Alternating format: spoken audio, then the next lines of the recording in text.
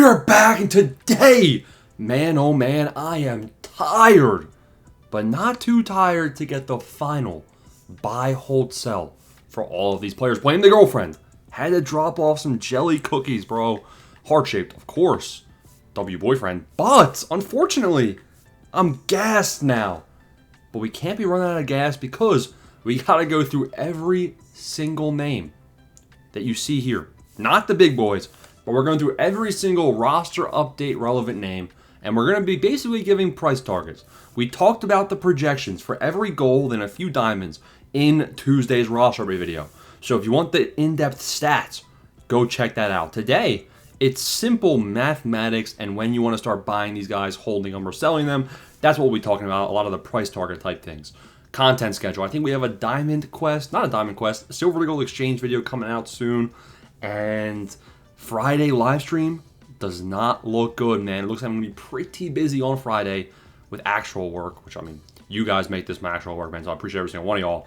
But probably a Thursday night live stream, a little pre-roster bit Thursday night, you know. First time trying that. Maybe we'll try that on Thursday night if it's not looking good.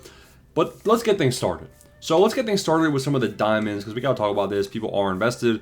Paul Skeens, people are saying he might be a buy. He is pretty low in price. Now, I haven't checked how he's playing in real life. Taking a look at the first diamond people are actually invested in is Pete Crow Armstrong. Now, PCA is an 87 overall, which quick sells for 4,500 stubs. If he goes +1, he only goes up to 5,500. I think his outlook is probably only +1, +2. So honestly, at 8,000 stubs, I'd honestly be probably selling my Pete Crow Armstrongs, cashing out for 7.2K. You know, that's not a bad profit. That's almost double. It's probably around 60% ROI for the people that bought in at the same price that I did, or that I recommended to. So I think probably time to sell on the hype for PCA. Cal Raleigh, 4,900 stubs. Now, he's an 86 overall, quick sell of 3,750. He goes +1 to 87. He's 4,500. So this guy's already selling as if he's +1. And he is. And I think he goes +2. So I'd be holding on to Cal right here. I wouldn't really be buying in anymore. The problem is, you know, he already has insane power stats. This guy's stats are so good, especially his contact left is going to go way up. So I think that could be something to definitely boost his stock. I'd be holding on to Cal. I wouldn't be selling unless he's similar price to PCA right now. Looking at the next guy, I'm basically just going through the market and seeing who is pretty much not at quick sell. And those are the guys that I know are potentially trending in the right direction. Josh Hader looks like a +2 to me. So Hader looks like he's going to be going 87 overall. His new quick sell will be 4,500. I wouldn't be selling for 5,000 or anything less than 5,000 stubs for the buy now. We'll be taking him to the bank for 50% ROI. Oops, 1.3 mil invested into him. Chris Sale, borderline +1. Same thing with Crochet. Haven't seen either of their last starts, but I know they had a chance at +1. Not sure how they close things out. Machado looks diamond. Machado, I think there's going to be 5 or 6. There's 6 potential diamonds in my eyes. I think we probably have 5 of 6 of them go diamond. Machado's one of them. I think he's probably top 2 for diamond lock this time by. His power numbers have been really good as of late. So I wouldn't be selling Machado for really anything less than 3,700. 3,700 buy now, you start cashing out. Max Fried at this price, I'd actually already be cashing out. He's already priced as a +1 to diamond. It's not a true lock. Now, I didn't see, you know, I will check. Because Max Fried was +1, and then he started the day before I'm recording this video. His start, oh my God, he's starting an hour after I'm recording this video.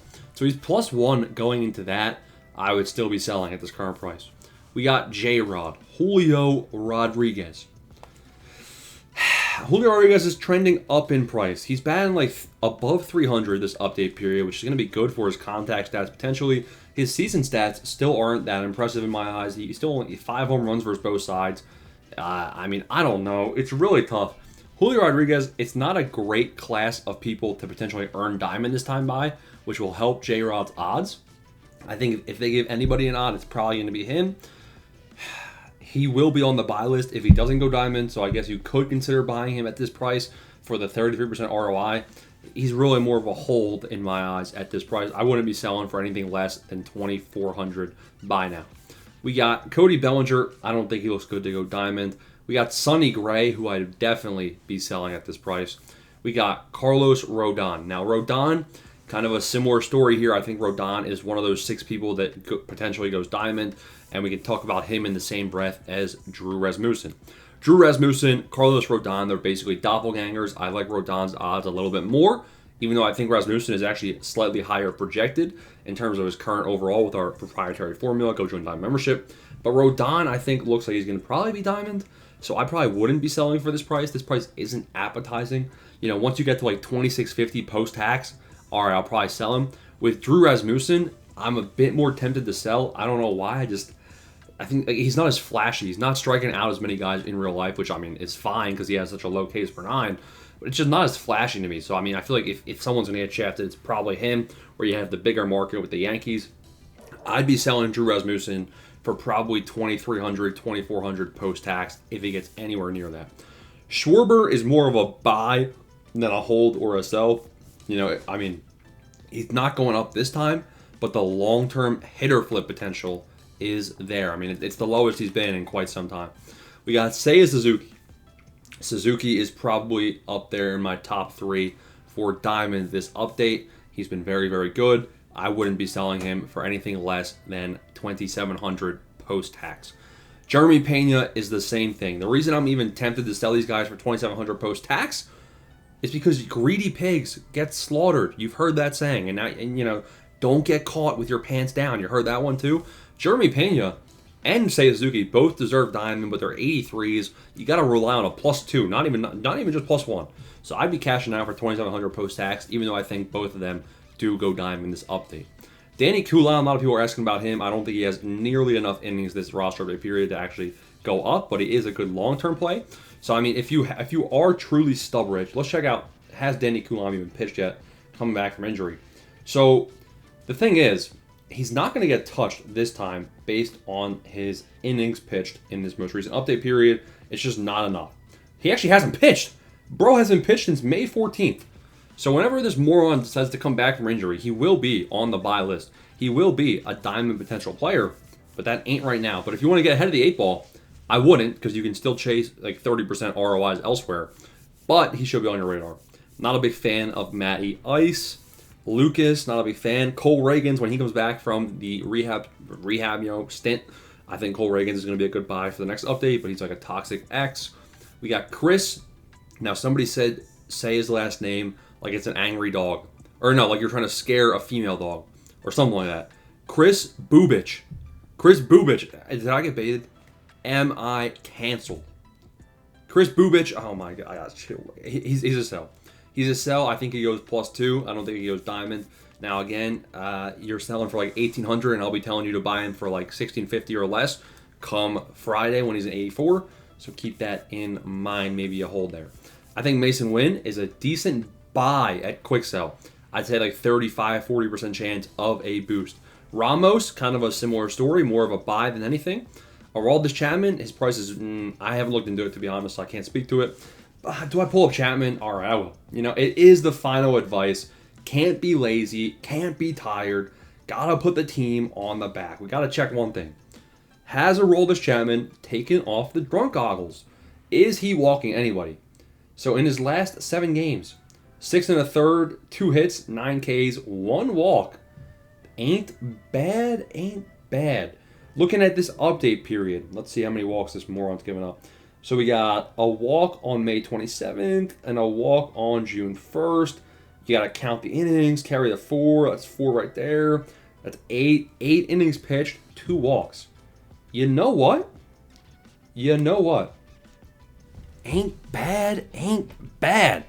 I think Chapman does have a chance at +1. Now, this is very impossible to guess, very impossible to predict. I actually like Chapman as a buy at 740, but you could get screwed. Gabe Spear looks +2 to me, so I like him as a hold. Would not be selling for anything less than $1,200 post-tax. Looking at the rest of these guys, bombs. Sal Frelick, you could tear up. He's been ice cold, man. Mr. Ice, and not in a good way. But I do think that he has a chance at +1. He's kind of similar to Mason Wynn, but a little bit better in my eyes. I think Frelick is more 55-45 to go +1. So I actually like him as a buy for that price. I have 840 of him myself. Robert Suarez, we have him projected. We have him projected at plus 1.4 as of June 2nd. Haven't checked what he's done since then, but we will have final projections for members coming up here soon. I like him at this price as a hold or a buy.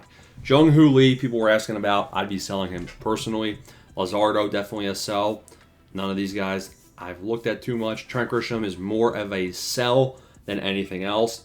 Devers is debatably also a sell at this price.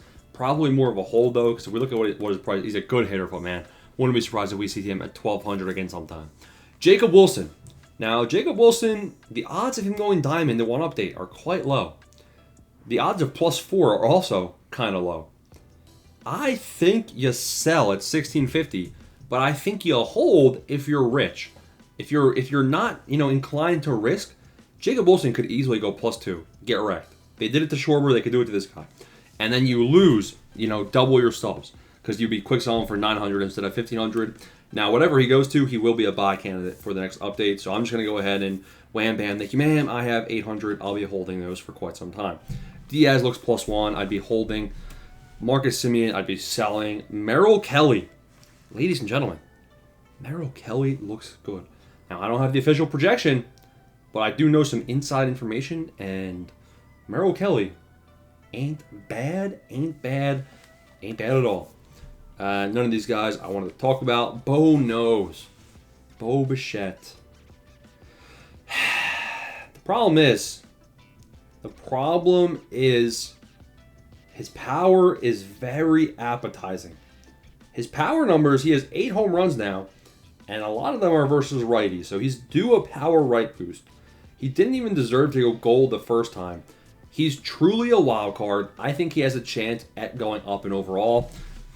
I mean, if you're looking for a last minute buy because you already are cashing out on guys, I'd honestly consider Bo Bichette. I think he's like 30% chance of +1. Mackenzie Gore. Mackenzie Gore we have projected. He's pitching the night I'm recording this. He's +2.7 going into that start. I mean, I would probably be cashing out for this 1,100 price. Just guaranteed +2 profit. We'll see how the final start shakes up. Framber Valdez has a good chance at +2 as well. I'd be holding at current prices. Debatably, I'd be buying. If you need somewhere to put Stubs, I'd be buying Framber at 600. Michael Garcia, that's a pretty tempting sell, but I do think he goes +2. Cade Smith, I'd be selling. And then pretty much every silver, I would consider selling. Now, I haven't even looked. Oh, well, hold on. I wouldn't sell Sedan Rafaela, but pretty much everybody else, it might be a good idea to sell. I wouldn't sell Pages. Pages is going up pretty high. I probably wouldn't sell Kirk. I probably would sell Schwellenbach for the +1. Just why not? But if you have a silver that's above 400 stubs, man, I like the idea of cashing out on said player. That is the final buy, hold, sell. And probably, maybe, I mean, we're going to have a potential live stream Thursday night, but probably the final roster update advice heading into roster update number 3. Smash the like and subscribe button, boys. Thanks for watching. Peace.